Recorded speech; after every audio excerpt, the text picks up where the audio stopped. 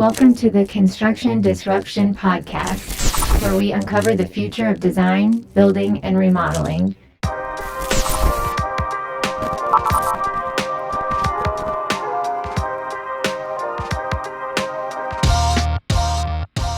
I'm Todd Miller of Isaiah Industries, manufacturer of specialty metal roofing and other building materials. Today, my co-host is Seth Heckerman. How are you today, Seth? I'm doing well. How are you? I'm doing well also. So I know you and I have talked a little bit about a topic that I think we're going to be hearing more and more about in everything, not just construction, but in the entire world. And you haven't dug into it a whole lot yet, but that is the topic of AI and AI-generated text that everyone's doing with ChatGPT and Google Bard and a number of others. So to me, that's something that's incredibly disruptive. So it seems like an important thing to talk about here on the show, although we do have a guest also who's not talking about AI. But I was sitting in a meeting this week and folks were brainstorming, and I know as I say this, I'm probably driving a stake through Ethan's heart. Ethan's one of our behind the scenes folks here, and he also does a lot of writing and an incredible writer. But as I said in this meeting this week, we were trying to come up with some marketing ideas. It was a church-related thing I was at. So a guy just started plugging stuff in, come up with marketing slogans on this and this, and he was using ChatGPT. I've used Google Bard more than I have ChatGPT. But yeah, this thing was coming up with really some good marketing slogans. And, you know, one of the things I got to thinking about as I listened to that was probably an up-and-coming career is going to be AI editor, so people who are good at writing who simply can go in and edit AI-generated things. But, the other thing I'm hearing a lot about is AI-generated video. And the fact that you'll just be able to plug in and it'll pop up a video that's been generated on a particular topic. And, that's going to have a huge impact on marketing and all the world that we live in so much, helping contractors generate leads and things like that. So this morning, before we started recording, some of our audience realizes that a lot of times we'll start episodes with a dad joke or something that really is a groaner. So I asked ChatGPT, I said, write me a dad joke about something new. That's all I said. In this process, I discovered that while ChatGPT may be good at some things, and excuse me, this was actually Google Bard, it is really bad at writing jokes. So let me tell you the joke that Google Bard came up with. It's asked, what do you call a newt, N-E-W-T, which I guess it pulled because I asked it to write a joke about something new. What do you call a newt that just got a promotion? The answer is a newt manager. I really had to work to even figure out what the joke was, but that's a worse dad joke than you typically come up with. It's got a ways to go. So the Bard is not particularly good at jokes, apparently. But anyway, I think there's a lot of useful stuff there. People talk about being scared of it and stuff, and I guess I can relate to that. I am concerned about how it impacts job market, but it seems like anytime you have technology come along that feels like it's going to take jobs, it actually also creates jobs of some sort, and so I think we'll see a little bit of both happen with this. So anyway, are you ready to go ahead and get it rolling and quit listening to me babble now, Seth? That's okay. Sounds great. Okay. Here we go. Well, today's guest, I'm very excited about. Today's guest is Gavin Coyle. Gavin is CEO of Coyle Group, based in County Dublin, Ireland. Coyle Group provides safety consulting services to contractors across the globe, and Gavin himself is known as the Safety CEO. Gavin, welcome to Construction Disruption. It's a real pleasure to have you here today. Hey, Todd. I'm delighted to be here. Thanks very much. And looking forward to having a chat. Well, I know it'll be a great discussion. So In looking at Coyle Group, I know that you guys provide consulting and safety management consulting, but you also do some providing safety managers under contract to go out and spend time in the field with your clients, as I understand it. Can you just kind of give us an overview of what your company does and, who your typical clients are as far as size or maybe certain industries in construction that or genres of construction they work with? Yeah, thanks very much. So we kind of created a niche for ourselves in the energy sector, power generation and utilities. And a large proportion, if not all of our clients, operate in those areas. And I suppose it was a strategic vision for myself in terms of wanting to work with premium type clients in a highly regulated area that had assets to protect. And so what we found was there was a gap whereby these particular companies were either having maintenance schedules in terms of outages and shutdowns and overhauls, or they were building new assets.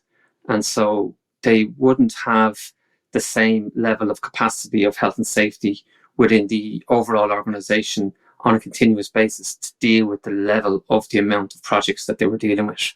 So we tapped into that market very early in terms of providing an outsourced solution where they could come to us and we would give them a safety person who had 20 plus years experience in that particular industry that could manage the overall health and safety for that project to bring it through from the start right through to the end.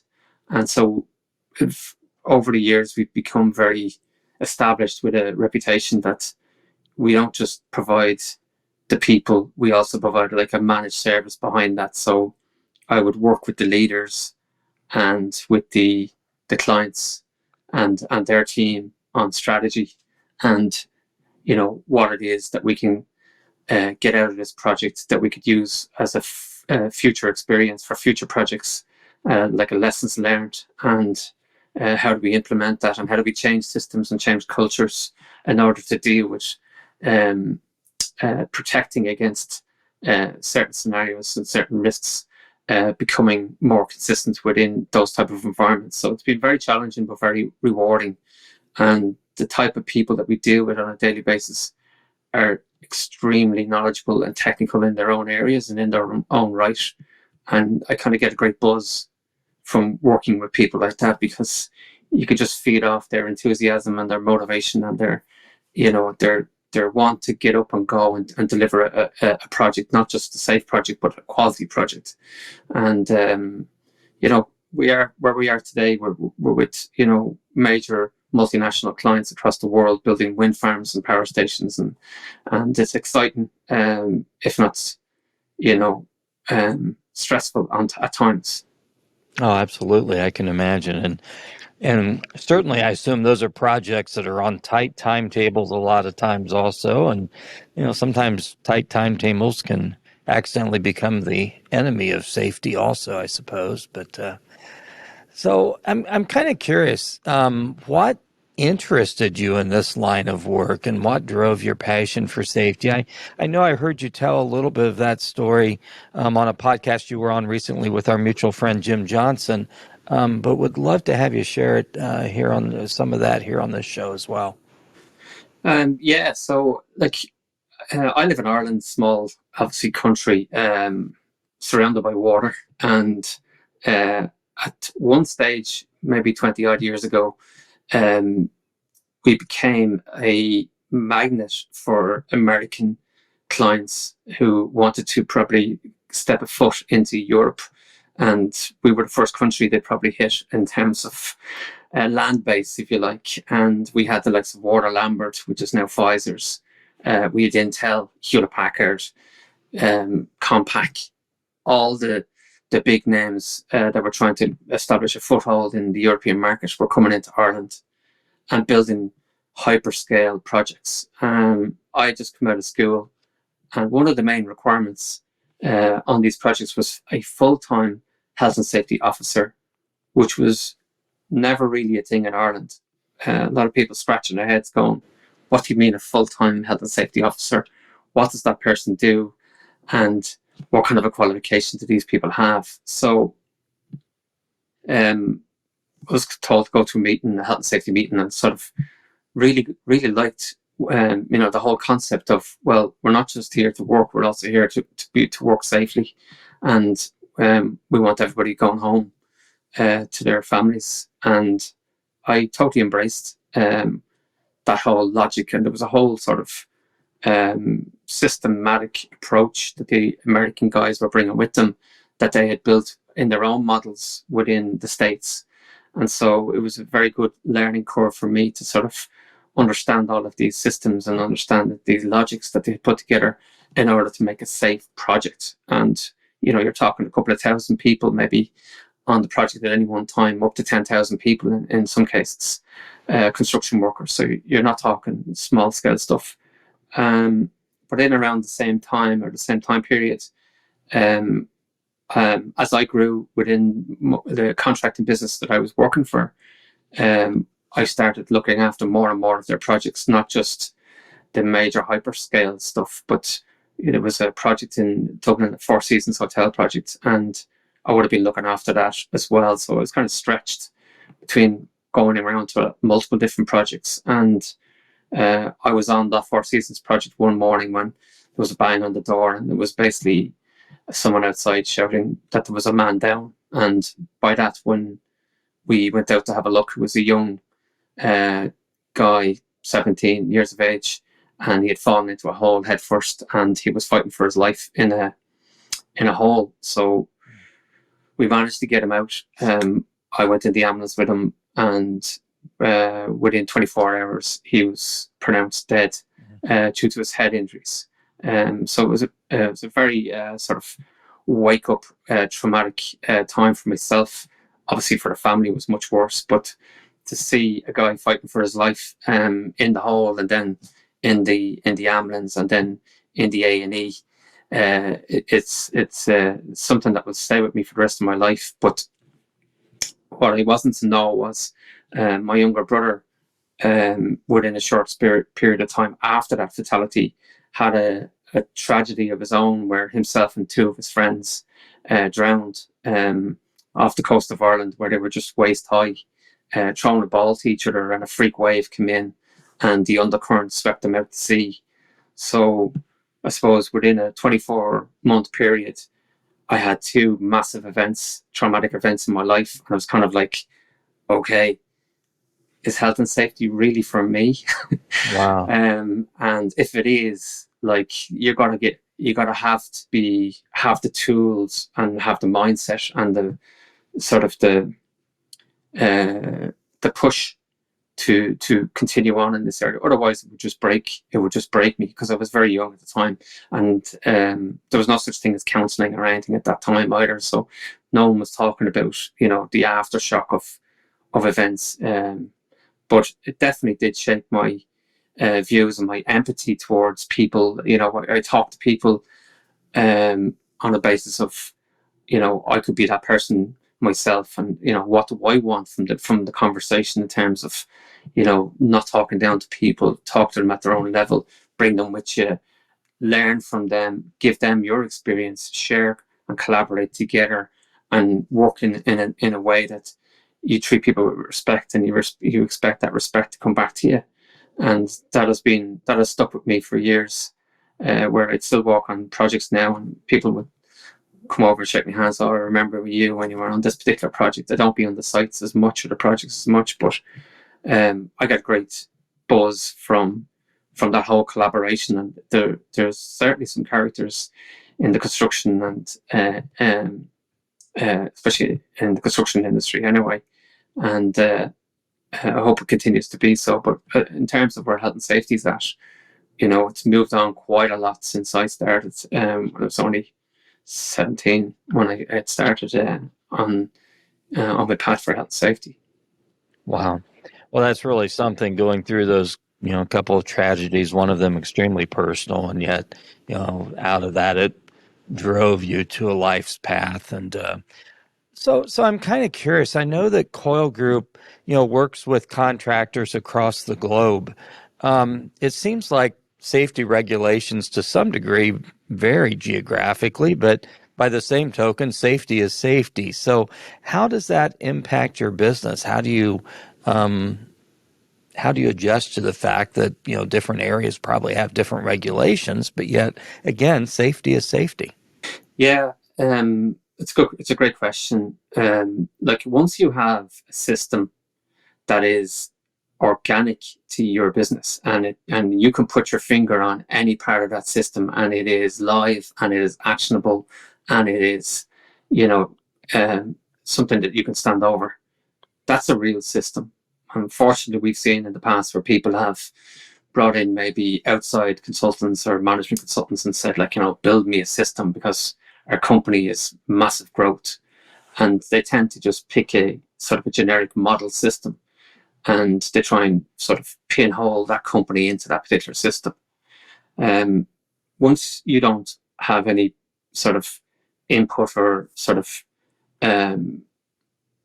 how would you say, once you don't have your own footprint on that system, you can't really stand over it. And then, when something goes wrong, everybody's going, well, how come the system didn't pick this up and whatever else? The system didn't pick it up because people didn't embrace the system from the start and build the system from the ground up. So we're always conscious to say to people, don't jump into creating a management system that is a kind of an off-the-shelf approach. When you decide that you want to build a system, think about it from a 2-year type project where you're just going to feed in information into exactly how you operate as a business, because we all have our own nuances as regards how we deliver a project, not just from a safety perspective, but from quality and operations and people. And it's all those little nuances that actually make up your policies and your actions with how you're going to manage that system. And we're very, very strong about saying to people, make it about you, so that if anybody walks into that business, that all of your team can put their finger on any piece of that system and say, that's us. That's what we stand for. That's how we deliver. That's us. It may change because regulations might change. As you say, you might go into a different country. But ultimately, there's a standard there that everybody is accustomed to, and you shouldn't change that for anybody, other than the fact that you might have local regulations where a form might be a different definition, or you might have to report in a certain different way. But those are obstacles that could be overcome from a local expertise type of scenario, where you would bring in somebody and just say, look, can you navigate us here? So we've, for example, done a recent project for offshore work where there's wind turbines being built. And the question was, well, which regulation are we going to follow here, guys? And there was all major legal departments involved, lots of money being spent by the client.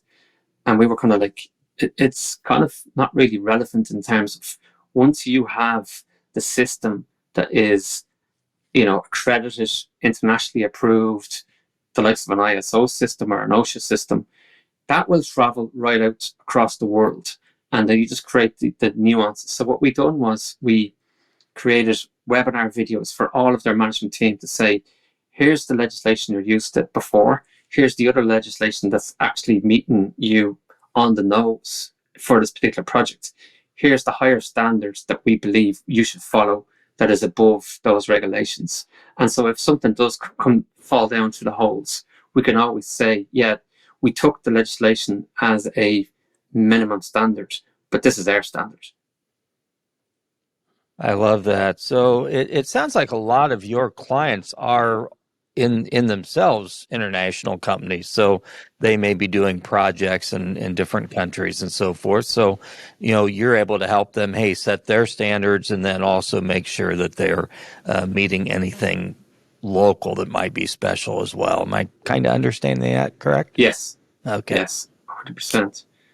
And as I said, you can bring in local knowledge wherever you need it, and it's not a drama. But like anybody that's listening to the podcast, if you don't have a proper planning schedule in place before you start the project, and we've all been there where we've started a project and we're 2 months in and next thing there's fighting going on because guys are jockeying for position, or there's a sort of a conflict starting to arise between people trying to do the right thing but coming up with barriers. And so most of that stems from the pre-planning process, where people just didn't get together in a workshop style mantra and said, okay, what do we want to get out of this project as a team, as contractors, as individuals, and sort of create those goals and those aspirations and say, right, that's the strategic vision for this project. Are we all agreed we're going to follow that?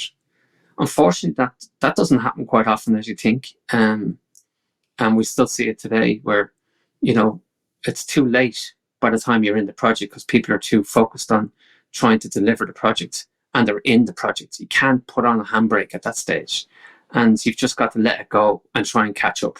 You surprised me earlier, Gavin, when you said that those American companies coming into Ireland were the ones that brought this idea of the full-time health and safety officer, which may not be what most would guess from those cutthroat capitalist Americans, being the ones that originated that. So curious, making sure I heard that right, but then also getting your perspective on, what countries are sort of leading the way in some of these guidelines, and are there some countries that might be lagging a little bit in that regard?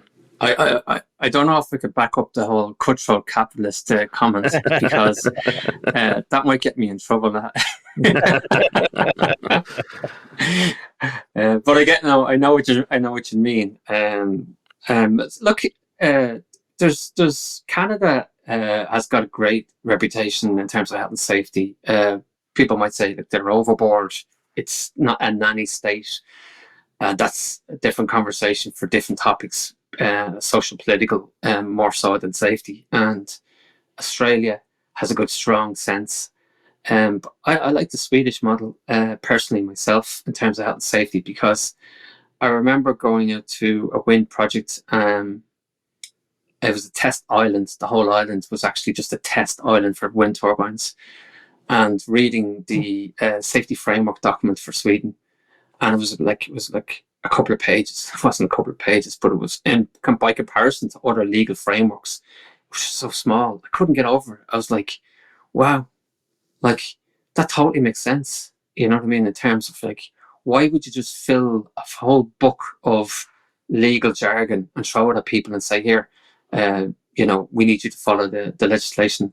Like it's a minefield. There's so many different areas that you can get caught out on. And they just brought it down into a small bit. Now, on the flip side of things, their social welfare and their employee welfare programs are kind of like a disadvantage to the capitalists, because there's restrictions on hours, restrictions on time, holiday periods and pensions and what you have to pay these people and stuff like that. And so that has a sort of a negative impact on progression, because obviously things can't get done. And it's a pity that, we don't have more of a freestyle, open market approach to, if people can do the job and they're effective in what they're doing, and you can control the risk and you can demonstrate that, well then, leave them alone, let them get on with the job. And, let's create people and companies that are managed in such a way that their reputation travels with them. And that's where we, for myself, had set up Gavin-Coyle.com and wrote the book on workplace safety on a budget, because we felt there was a whole business of safety model that was missing from the boardrooms, and in terms of making safety a profit center for your business, as opposed to a regulatory compliance center, which is what people think about it today as.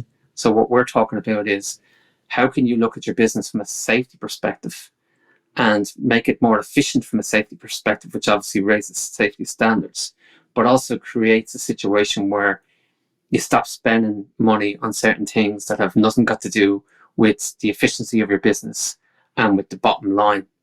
And so how do we turn how do we get a better return on investment for each pound you spend on safety, and what does that look like? And so you create a whole profit-centered mindset from the boardroom right down to the grassroots, and then you can repurpose that dollar value saving back into better staff because you paid them better wages, better equipment because you couldn't buy that other equipment previously. So now you can repurpose that, and it's safer equipment, and it's more innovative, and it's more creative, and it's producing more, and better programs for the business, and more bonuses for the people that are delivering on all the aspects of a profit center within your business. And this is a major talking point for me at the moment, because it's a taboo subject to say, I want you to cut your costs on safety. Nobody wants to say that, because if something goes wrong, the fingers point and say, you're the man that said, we should all reduce the cost on safety. I'm saying that, and in an open way, from over my 20 years experience, people are spending a humongous amount of money on safety in different areas that have absolutely no drop down in terms of the sustainability of the business. And I have seen situations, and there might be small contractors listening to the podcast, where if you can raise the profile of your business from a safety perspective and have a reputation for a very safe business, you will win more work, guaranteed. It might take a while, it might take a year or two to sort of create that sort of reputation. But clients, in my experience, and we deal with major clients, will actually go for a small contractor if they can raise the bar on health and safety and show that they have a sustainable model and a plan for the future on health and safety, and all of the people within their business buys into it. And that takes time, but clients in my experience will pay the extra bit of money if they know they have a safe company that also can deliver quality.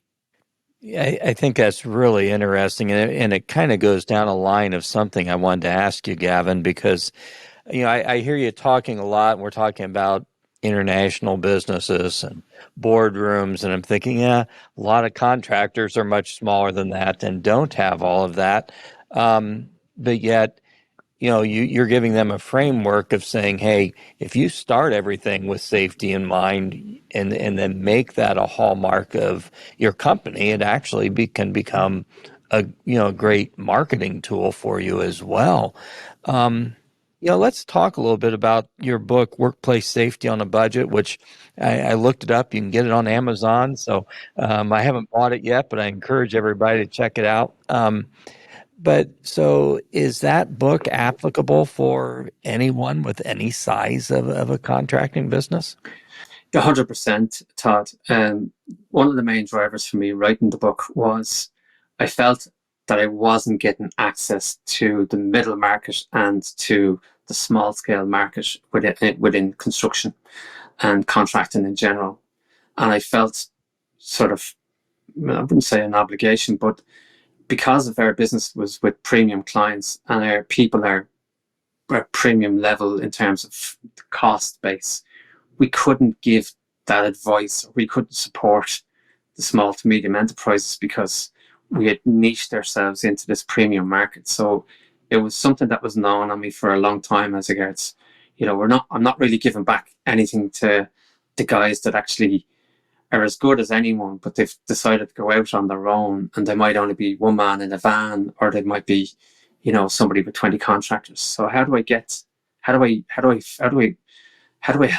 a difference on that? So the website we have is under construction for the last 2 years, but it's constantly be putting in free safety courses, and then there's paid certified courses that I would deliver that are like $29.99 per person, free toolkits, as much free advice as we can give people.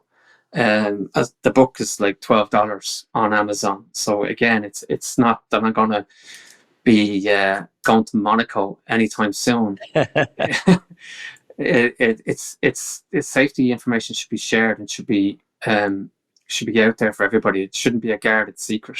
And the book covers every part of every business, regardless whether you're in construction or not. It can be any workplace.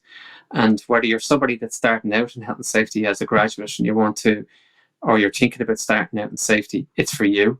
If you're a seasoned professional and you want to understand how to put a different model in place to create more profit for you to spend money on other things in safety, it's for you. If you're an employer and you just want to navigate through health and safety and understand what are the hacks, if you like, of reducing my cost and safety, but still making a big impression to win over clients. That's the purpose of the book, and that's what we term the business of safety. Very interesting. I know you mentioned earlier taking this 1 to 2 year kind of perspective on starting to build this culture in your business and building systems. But I'm curious, when you work with a new client, are there any? Do there seem to be any consistent first steps or low hanging fruit that first recommendations you find yourself giving pretty regularly? Yeah, great question, Seth. It's actually turning into a program. So we were doing it naturally ourselves without actually having a specific model program. But we're breaking that down at the moment, and that's going to go live in the next couple of months as a program. We're just trying to figure out the monetary value of that for small to medium companies, and then if there's large companies that come in, because we've done it for the larger companies.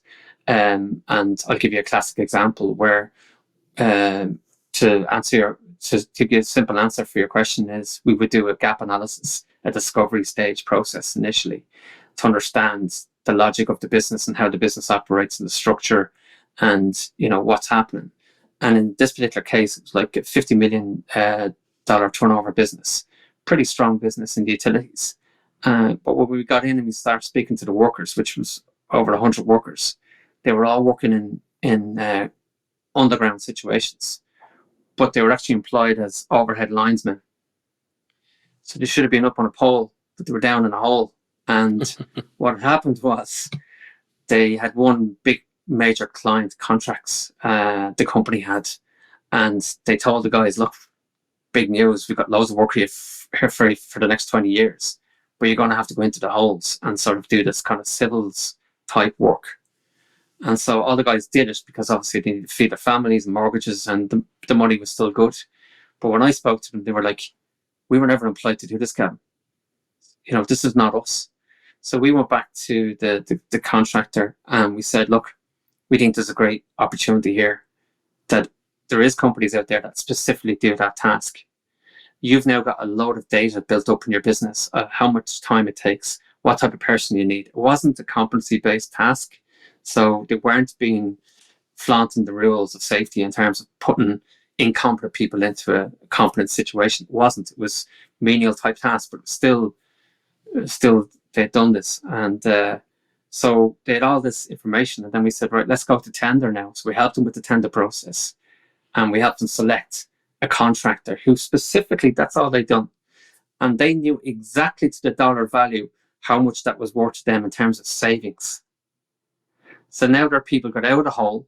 They become more productive because now you had more capacity to take on more work, because now your real people, your direct staff, had time to do other things. And you had a company that was just focused on those particular tasks that these guys were doing anyway. And you knew the margins and you knew how much you were making. And we still have a kind of a wry smile with that company, because they've made over $1 million in terms of savings, and they've gone on to bigger things as a company. And it's just another way of companies to say, stand back. What are you actually doing, and what is your specialty, and what is your focus, and where do you want to be, and what type of an organization do you want to be known for? And sometimes we get distracted or pulled into areas which we don't belong. And safety has an impact on that, because people were demotivated. They weren't happy in the job they were in, and they were just going through the motions. Yeah, and that opportunity was identified by talking to your people, and so there's a good leadership principle there too. Of maybe that's the place to start. So another classic example, just to add to that, is when we interview people, which we do as part of the process. we find that there's a disparity of information being given back to us by the people, and it's done in a confidential manner, so people can speak openly and freely. But what we're really thinking about on that call is, with that person, with the manager, whoever it is, the guy on the shop floor, if there's an accident, that person is going to say the exact same thing to the health and safety inspector that has to prosecute your company. And, some of these guys are saying exactly how they feel, and it's not really good in some cases. They're saying, well, we know we break the process on such and such a thing, and we know we don't really follow through on that particular procedure, and, or my manager doesn't really care about safety and stuff like that.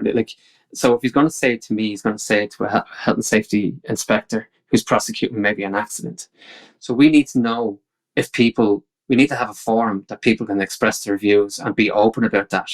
They shouldn't have to be reprimanded in any way, shape or form. But we need to be open about our conversations, and so that the trust can be built in such a way that it's open and transparent for the whole business. And, that's an area that people kind of shy away from as well, is they don't really want exactly what you just said there, Seth.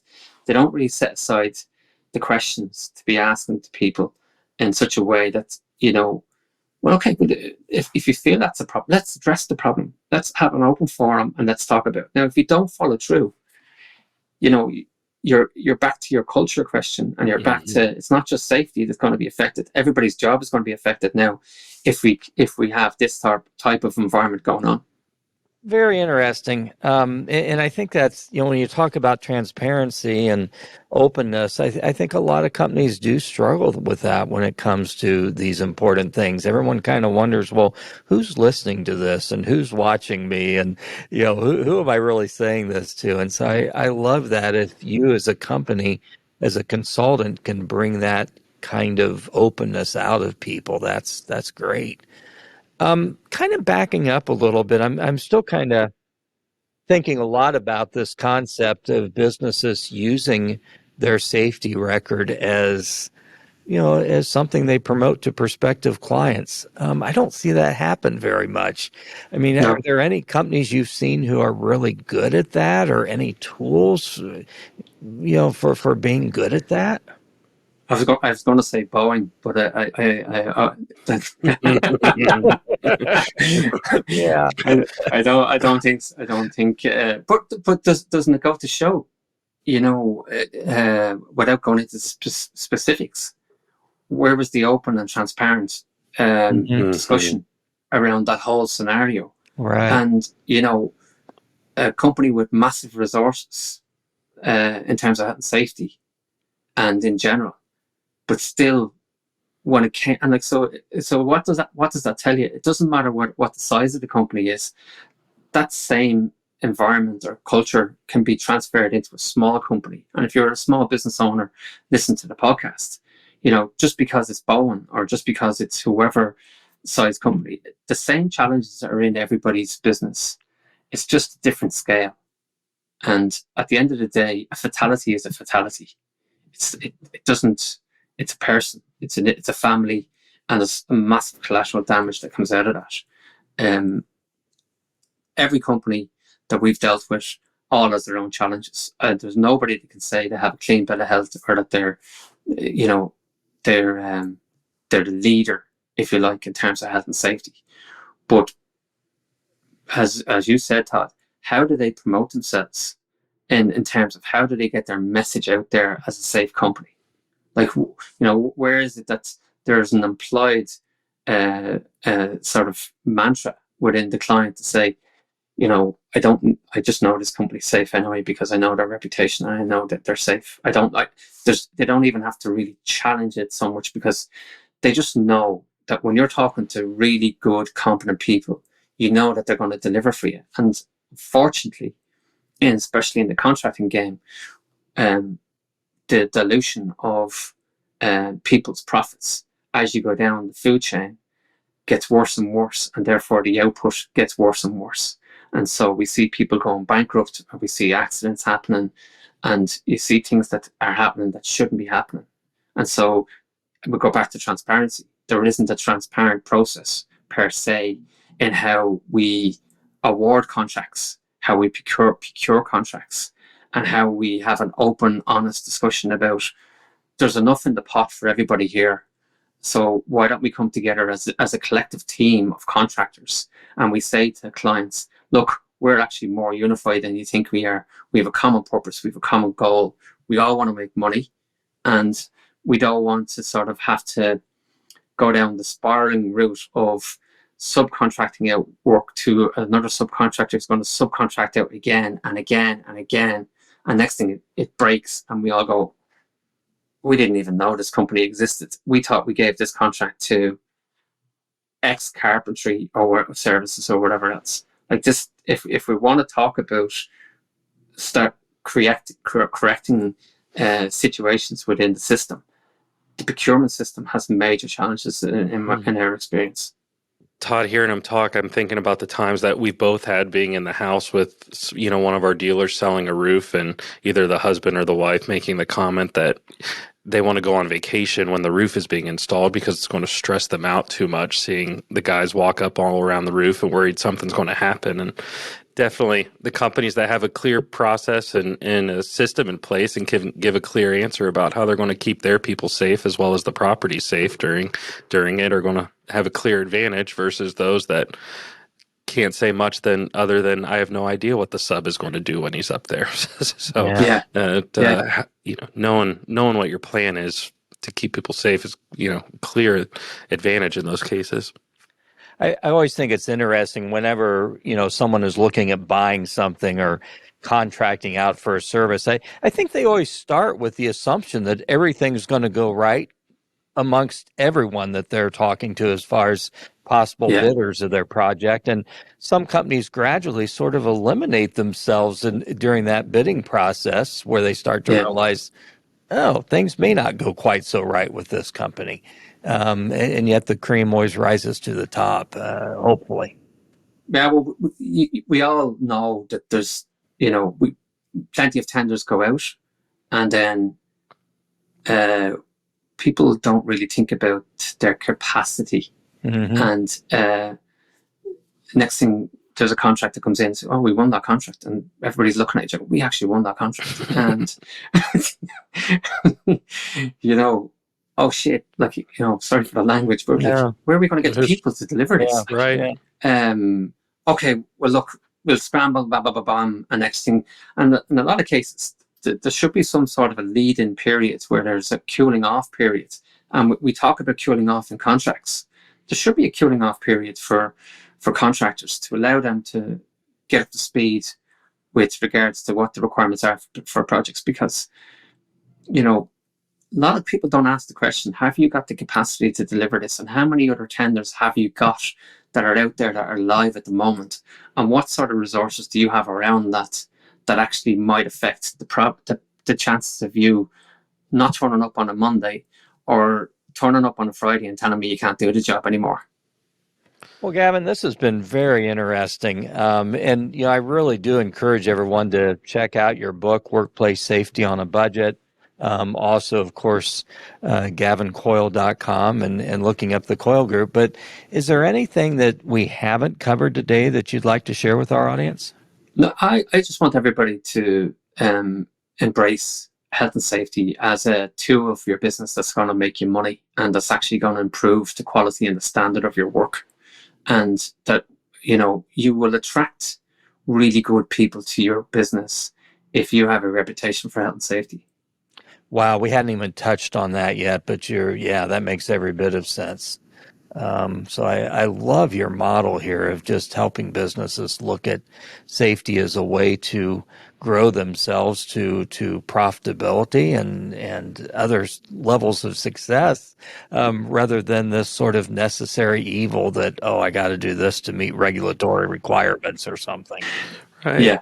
And it shouldn't be positive. Right. And it shouldn't be taboo. And it makes so much sense because it's an individual kind of a single perspective that everyone can get behind in the organization, regardless of how many degrees you are removed from the hazard itself. So it makes total sense. Very good. Well, I have to ask you, Gavin, before we close out this episode, if you're willing to participate in something we call our rapid fire questions. So this is where we have a little fun at the end of most episodes, and we will ask you 7 questions that may be serious, may be silly. All you have to do is give an answer, and everyone needs to understand that Gavin has absolutely no idea what we're about to ask. So, are you up to the challenge of rapid fire? Yeah, my Wi-Fi is a little bit unsteady at the moment, Todd. So just in case it drops out, Oh, I might it honestly, it's not a scary yeah. prospect. Hello, Todd. Hello, Todd. Well, let's go. We'll alternate asking. Seth, you want to start out? Sure. So, rapid fire question number 1. What product have you bought in recent memory that has been a disruptor or game changer for you? Yeah, I'd have to say I had a Microsoft laptop, and I thought Microsoft was the Microsoft Surface. I thought it was phenomenal. I thought this was definitely going to trump the Apple, and because I'd always been Apple, and I had a heartbreak with that Microsoft. I never want to see Microsoft ever again. I absolutely love Apple, and I'm not being paid by Apple, by the way, but Yeah. I don't want to get into a lawsuit here, but I'm not going to discuss the issues. But a brand new laptop shouldn't be doing some of the stuff my laptop was doing. But the Apple is working perfectly. Thank you. Well, all 4 of us involved with the show here today are Apple folks, so you're in a friendly audience there. Mm-hmm. So, question number 2. What part of a business do you think absolutely must be gotten right? In other words, if a business can't get this right, there's no point in even attempting anything else. This may be a softball question for you, or maybe it's a little bit harder. I don't know. Yeah, at the end of the day, we spoke about it earlier. If your culture and your systems and your processes doesn't match up, go home. It's not worth it. You're in total disarray. You're in chaos. You're in negative territory, and you don't know what you're doing.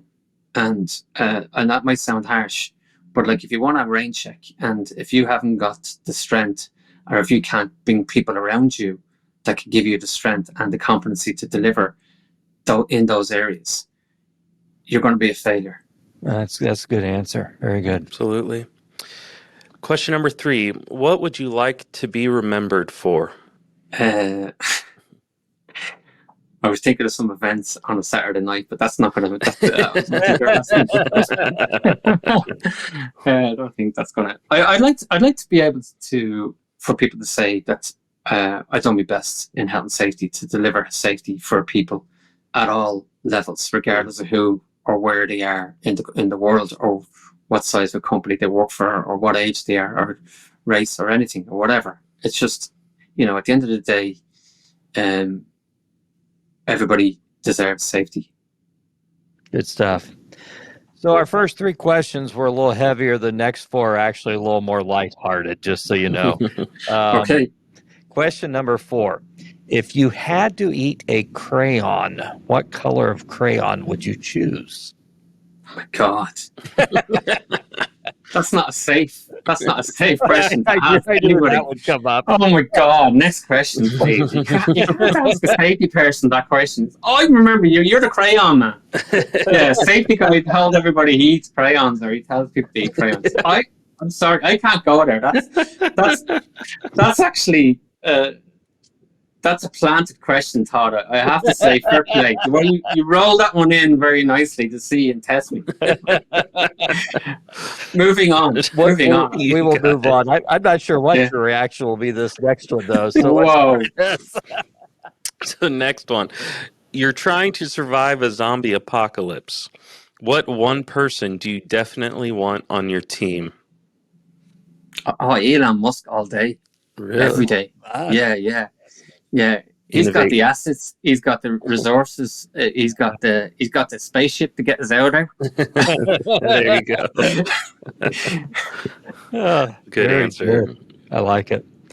Okay, next to last question. Are you a morning person or a night owl? Good question. I would suggest I be a night owl. I was more of a night owl when I was younger, but as I get older, I'm a morning person. I popped out about 9 o'clock at night. All right. Last rapid fire question. Would you prefer to have to wear bell bottom pants or have your hair styled in a mohawk? Oh my God! Well, look at that. Have you seen my hair? Well, I'm Or right what's there left of with it? you. Like, I'll go with the mohawk because then it kind of has an aspiration that I do have hair. There you But, go.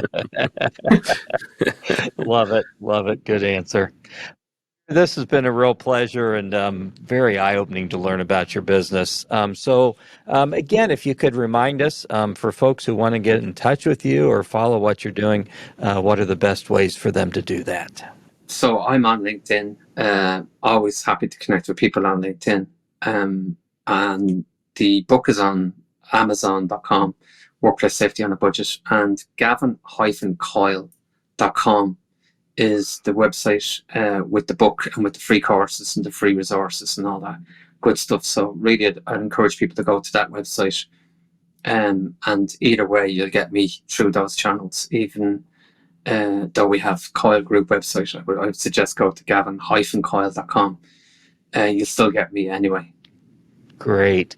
Well, and we will put all those in the show notes as well. But we do encourage folks to check you out further as well. And just some great concepts here about safety that I think are really disruptive for contracting businesses. So I sure hope people check it out. So thank you again, Gavin, for being here today. It's been a real pleasure. 100%. Great. Had a great time. And thank you very much for having me, guys. And I will also thank our audience for tuning into this episode of Construction Disruption with Gavin Coyle of Coyle Group, and he is also the safety CEO. So please watch for future episodes of our podcast. We're always blessed with great guests. Don't forget to leave a review, please, on Apple Podcasts or YouTube.